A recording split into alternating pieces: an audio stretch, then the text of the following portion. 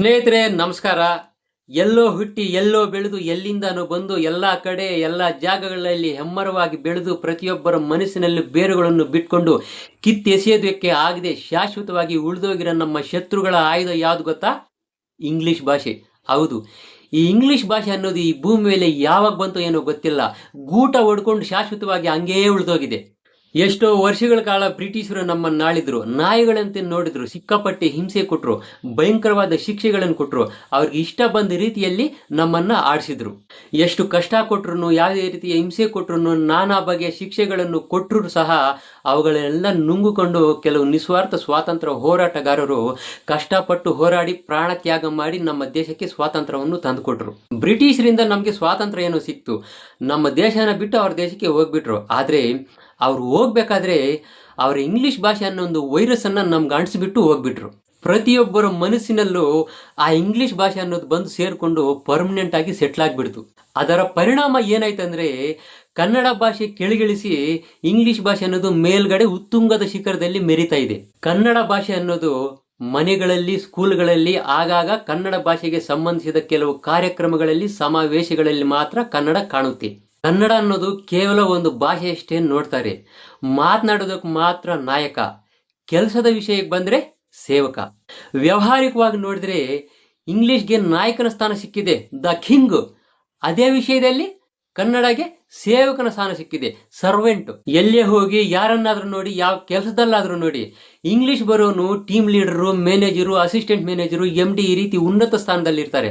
ಅದೇ ಕನ್ನಡ ಭಾಷೆ ಬರೋನು supplier, housekeeping, office boy ಈ ರೀತಿ ಕೆಳಮಟ್ಟದ ದರ್ಜೆಯಲ್ಲಿ ಕೆಲಸ ಮಾಡ್ತಾ ಇರ್ತಾರೆ. ಒಂದು ಸಾಫ್ಟ್ವೇರ್ ಕಂಪ್ನಿಯಲ್ಲಿ ಕೆಲಸ ಮಾಡೋನ್ಗೆ ಇಂಗ್ಲಿಷ್ ಗೊತ್ತಿರಬೇಕು, ಇಂಗ್ಲಿಷ್ ಬರಿಬೇಕು, ಮಾತಾಡಬೇಕು, ಸಿಸ್ಟಮ್ ವರ್ಕ್ ಗೊತ್ತಿರಬೇಕು. ಹಾಗಿದ್ರೆ ಮಾತ್ರ ಸಾಫ್ಟ್ವೇರ್ ಕಂಪ್ನಿಯಲ್ಲಿ ಕೆಲಸ ಸಿಗುತ್ತೆ. ಅದೇ ಕನ್ನಡ ಓದಿರೋನು, ಕನ್ನಡ ಭಾಷೆ ಗೊತ್ತಿರೋನ್ಗೆ ಅಂತಹ ಕಂಪ್ನಿಯಲ್ಲಿ ಎಂಟ್ರಿ ಕೂಡ ಇರೋದಿಲ್ಲ. ಕನ್ನಡ ಲ್ಯಾಂಗ್ವೇಜ್ ಅಲ್ಲಿ ಓದಿರೋನು, ಕನ್ನಡ ಭಾಷೆ ಗೊತ್ತಿರೋನು IT ಕಂಪ್ನಿಗಳಲ್ಲಿ, ಸಾಫ್ಟ್ವೇರ್ ಕಂಪ್ನಿಗಳಲ್ಲಿ ಕೆಲಸ ಮಾಡೋದಕ್ಕೆ ಲಾಯಕ್ಕಿಲ್ಲ. ಕನ್ನಡ ಮಾತಾಡೋನಿಗೆ ಈ ಸಮಾಜದಲ್ಲಿ ಮರ್ಯಾದೆ ಇಲ್ಲ. ಅದೇ ಇಂಗ್ಲಿಷ್ ಏನಾದರೂ ಯಾರಾದರೂ ಮಾತಾಡ್ತಾ ಇದ್ರೆ ಕಣ್ಣು ರೆಪ್ಪೆ ಹಾಕದೆ ಹಾಗೇ ನೋಡ್ತಾ ಇರ್ತಾರೆ. ಇದು ನಾವು ಇಂಗ್ಲಿಷ್ ಭಾಷೆ ಕೊಡೋ ಒಂದು ಮರ್ಯಾದೆ. ಕನ್ನಡ ಭಾಷೆ ಅನ್ನೋದು ಆಟಕ್ಕುಂಟು ಲೆಕ್ಕಕ್ಕಿಲ್ಲ ಅನ್ನೋ ಥರ ಆಗ್ಬಿಟ್ಟಿದೆ. ಎಲ್ಲಿ ನೋಡಿದ್ರು ಇಂಗ್ಲಿಷ್ ಡಾಮಿನೇಷನ್.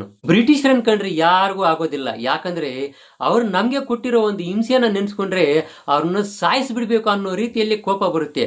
ಆ ರೀತಿ ಕೋಪ ಬರುವಂತ ಬ್ರಿಟಿಷರು ನಮಗೆ ಬೇಡ. ಅವರು ಬಿಟ್ಟೋಗಿರುವ ಒಂದು ಭಾಷೆ ಅಂದ್ರೆ ತುಂಬಾ ಇಷ್ಟ, ಪ್ರೀತಿ, ನೆತ್ತಿ ಮೇಲೆ ಇಟ್ಕೊಂಡು ಪೂಜಿಸ್ತಾ ಇದೀವಿ. ಆಂಗ್ಲರ ಅವಶ್ಯಕತೆ ನಮಗಿಲ್ಲ.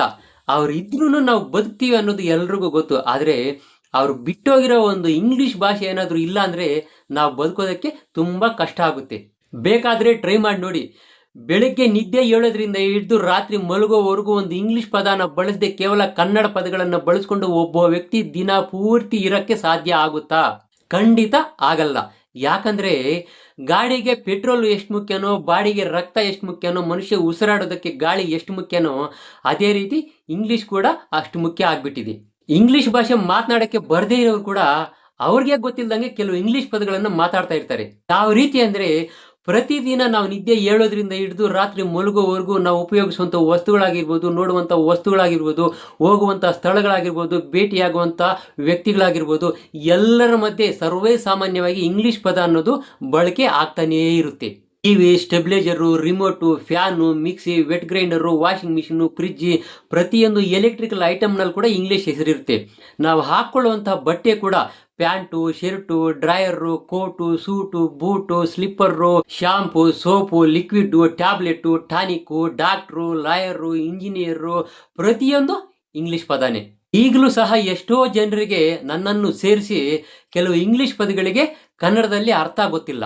ಫೇಸ್ಬುಕ್ಗೆ ಮುಖಪುಟ ಅಂತ ಕರಿತೀವಿ, ಆದರೆ ವಾಟ್ಸಪ್ಗೆ, ಇನ್ಸ್ಟಾಗ್ರಾಮ್ಗೆ, ಮೆಸೆಂಜರ್ಗೆ, ಟೆಲಿಗ್ರಾಮ್ಗೆ, ಟಿಕ್ಟಾಕ್ಗೆ, ಮೋಜ್ಗೆ ಈ ರೀತಿ ಎಷ್ಟೋ ಇಂಗ್ಲಿಷ್ ಆ್ಯಪ್ಗಳಿದಾವೆ. ಅದನ್ನ ಕನ್ನಡದಲ್ಲಿ ಏನಂತ ಕರಿತೀವಂತ ಯಾರಿಗೂ ಗೊತ್ತಿಲ್ಲ. ಈಗಲೂ ಸಹ ಎಷ್ಟೋ ಜನ ನಮ್ಮ ಕನ್ನಡ, ನಮ್ಮ ನಾಡು, ನಮ್ಮ ಭಾಷೆ, ನಮ್ಮ ನುಡಿ ಅಂತ ದೊಡ್ಡದಾಗಿ ಹೇಳ್ತಾ ಇರ್ತಾರೆ. ಆದರೆ ಅವ್ರ ಮಕ್ಕಳನ್ನ ಮಾತ್ರ ದೊಡ್ಡದಾಗಿ ಹೆಸರು ಮಾಡಿರುವಂಥ ಇಂಟರ್ನ್ಯಾಷನಲ್ ಇಂಗ್ಲಿಷ್ ಮೀಡಿಯಂ ಸ್ಕೂಲಲ್ಲಿ ಸೇರಿಸಿರ್ತಾರೆ. ಮುಂದೆ ಹೇಳೋದೊಂದು, ಹಿಂದೆ ಮಾಡೋದು ಇನ್ನೊಂದು. ದೊಡ್ಡ ದೊಡ್ಡ ಸೆಲೆಬ್ರಿಟಿಗಳು, VIP ಗಳು, ಸ್ಟಾರ್ ಹೀರೋಗಳು, ಪ್ರಮುಖ ರಾಜಕೀಯ ವ್ಯಕ್ತಿಗಳು ಅವ್ರ ಮಕ್ಕಳನ್ನ ಕನ್ನಡ ಮೀಡಿಯಂ ಸ್ಕೂಲ್ನಲ್ಲಿ ಸೇರಿಸಿರ್ತಾರಾ? ಸೇರಿಸಿರಲ್ಲ. ದೊಡ್ಡದಾಗಿ ಹೆಸರು ಮಾಡಿರುವಂಥ ಇಂಟರ್ನ್ಯಾಷನಲ್ ಇಂಗ್ಲಿಷ್ ಮೀಡಿಯಂ ಸ್ಕೂಲಲ್ಲಿ ಸೇರಿಸಿರ್ತಾರೆ. ಯಾಕಂದ್ರೆ ಕನ್ನಡ ಮೀಡಿಯಂನಲ್ಲಿ ಓದಿದ್ರೆ ಭವಿಷ್ಯತ್ತಿರಲ್ಲ, ಕೆಲಸ ಸಿಗಲ್ಲ, ಮರ್ಯಾದೆನೂ ಇರೋದಿಲ್ಲ. ಅದಕ್ಕೋಸ್ಕರ ಇಂಗ್ಲಿಷ್ ಮೀಡಿಯಂ ಸ್ಕೂಲಲ್ಲಿ ಹಾಕಿರ್ತಾರೆ. ಆದರೂ ಸಹ ಇವರು ಕನ್ನಡ ವಿಷಯಕ್ಕೆ, ಕನ್ನಡ ನುಡಿಗೆ, ಕನ್ನಡ ಭಾಷೆಗೆ ಬಂದರೆ ರಕ್ಷಣೆಯಾಗಿ ನಿಂತಿರುವಂಥ ಸೇವಕರು ಇವರು. ಇವರಿಗೆ ಒಂದು ಸೆಲ್ಯೂಟು. ಹಳ್ಳಿ ಕಡೆ ಕೂಡ ಕೆಲವರು ತಮ್ಮ ಮಕ್ಕಳನ್ನ ಇಂಗ್ಲಿಷ್ ಮೀಡಿಯಂನಲ್ಲಿ ಓದಿಸ್ತಾ ಇರ್ತಾರೆ. ಯಾಕಂದರೆ ಕನ್ನಡ ಮೀಡಿಯಂನಲ್ಲಿ ಓದಿದರೆ ಮರ್ಯಾದೆ ಕಮ್ಮಿ ಮತ್ತು ಕೆಲಸ ಸಿಗೋದು ಕಮ್ಮಿ ಅಂತ ಇಂಗ್ಲಿಷ್ ಮೀಡಿಯಂಗೆ ಹಾಕಿರ್ತಾರೆ. ಇದು ಕನ್ನಡ ಭಾಷೆಗೆ ಇರುವಂಥ ಒಂದು ಮರ್ಯಾದೆ. ಇಂಗ್ಲಿಷ್ ಮೀಡಿಯಂನಲ್ಲಿ ಓದಿದರೆ ಎಲ್ಲಿ ಹೋದ್ರೂ ಕೆಲಸ 100% ಮಿನಿಮಮ್ ಗ್ಯಾರಂಟಿ ಇಟ್ಕೊಂಡಿರ್ತಾರೆ. ಅದರ್ ಲ್ಯಾಂಗ್ವೇಜ್ ಬಂದಮೇಲೆ ಮದರ್ ಲ್ಯಾಂಗ್ವೇಜ್ಗೆ ಮರ್ಯಾದೆ ಕಮ್ಮಿ ಆಯಿತು. ಇನ್ನೆಲ್ಲಿ ಕನ್ನಡ ಉಳಿಸೋದು, ಬೆಳೆಸೋದು? ಕನ್ನಡ ಭಾಷೆ ಬದುಕಬೇಕಂದ್ರೆ ಇಂಗ್ಲಿಷ್ ಭಾಷೆ ಸಾಯಬೇಕು. ಇಂಗ್ಲಿಷ್ ಭಾಷೆ ಸತ್ತರೆ ಮನುಷ್ಯರಿಗೆ ಕೆಲಸ ಇರೋದಿಲ್ಲ. ಬೇಕಾದರೆ ಕೆಲಸಕ್ಕೋಸ್ಕರ ಇಂಗ್ಲಿಷ್ ಭಾಷೆನ ಉಳಿಸ್ಕೊಂಡು ಕನ್ನಡ ಭಾಷೆನ ಸಾಯಿಸೋದಕ್ಕೂ ಹಿಂಜರಿಯಲ್ಲ ಈಗಿನ ಸ್ವಾರ್ಥ ಪ್ರಪಂಚದಲ್ಲಿನ ಸ್ವಾರ್ಥ ಬುದ್ಧಿ ಇರುವಂಥ ಜನರು. ಯಾರೇ ಬರಲಿ, ಎಷ್ಟು ಭಾಷೆನೂ ಬರಲಿ, ಕೊನೆಗೆ ಕನ್ನಡದವನೇ ಗ್ರೇಟು. ಯಾಕಂದರೆ ಕನ್ನಡದವನು ಮನಸ್ಸು ಮಾಡಿದ್ರೆ ಏನು ಬೇಕಾದರೂ ಮಾಡ್ತಾನೆ, ಎಲ್ಲರಲ್ಲೂ ಬೆರೆತ್ಕೊಳ್ತಾನೆ. ನೀರು ಯಾವ ಪಾತ್ರೆಯಲ್ಲಿ ಹಾಕಿದ್ರೆ ಅಡ್ಜಸ್ಟ್ ಆಗುತ್ತೋ ಆ ರೀತಿ ಕನ್ನಡದವನು ಎಲ್ಲ ಭಾಷೆಗೆ ಅಡ್ಜಸ್ಟ್ ಆಗ್ತಾನೆ. ಕನ್ನಡ ಓದ್ತಾನೆ, ಇಂಗ್ಲೀಷ್ ಓದ್ತಾನೆ, ತಮಿಳು ಓದ್ತಾನೆ, ಮಲಯಾಳಂ ಓದ್ತಾನೆ, ನಾನಾ ರೀತಿಯ ಭಾಷೆಗಳನ್ನು ಓದಿ ತಿಳಿದು ಅರ್ಥ ಮಾಡ್ಕೊಳ್ತಾನೆ. ಆದರೆ ಇಂಗ್ಲೀಷ್ ಬಿಟ್ಟರೆ ಕನ್ನಡ ಆಗಲಿ, ತೆಲುಗಾಗಲಿ, ಬೇರೆ ಯಾವುದೇ ಭಾಷೆ ಆಗಲಿ ಮಾತಾಡೋಕ್ಕಾಗುತ್ತಾ, ಬರೆಯೋಕ್ಕಾಗುತ್ತಾ? ಖಂಡಿತ ಅವನು 10 ಜನ್ಮ ಎದ್ದು ಬಂದ್ರೂ ನಮ್ಮ ಥರ ಅಡ್ಜಸ್ಟ್ ಆಗೋದಕ್ಕೆ ಅವನಿಗೆ ಸಾಧ್ಯನೇ ಇಲ್ಲ. ಅದಕ್ಕೆ ಎಲ್ಲೇ ಇದ್ರೂ, ಹೇಗೆ ಇದ್ರೂ, ಯಾವ ಪರಿಸ್ಥಿತಿಯಲ್ಲಿದ್ರೂ ನಮ್ಮ ಕನ್ನಡನೇ ನಮಗೆ ಮುಖ್ಯ. ಜೈ ಕರ್ನಾಟಕ ಮಾತೆ. ದಯವಿಟ್ಟು ನಮ್ಮ ಚಾನಲನ್ನು ಸಬ್ಸ್ಕ್ರೈಬ್ ಮಾಡ್ಕೊಳ್ಳಿ. ಸಬ್ಸ್ಕ್ರೈಬ್ ಮಾಡಿದ್ಮೇಲೆ ಬೆಲ್ ಬಟನ್ ಬರುತ್ತೆ, ಅದನ್ನು ಒತ್ತಿದ್ರೆ ಆಲ್ ಅಂತ ಆಪ್ಷನ್ ಬರುತ್ತೆ. ಅದನ್ನು ಪ್ರೆಸ್ ಮಾಡಿದ್ರೆ ನಾನು ಮಾಡುವ ಎಲ್ಲ ವಿಡಿಯೋಗಳು ನೋಟಿಫಿಕೇಶನ್ ಮುಖಾಂತರ ನೀವು ನೋಡ್ಬೋದು.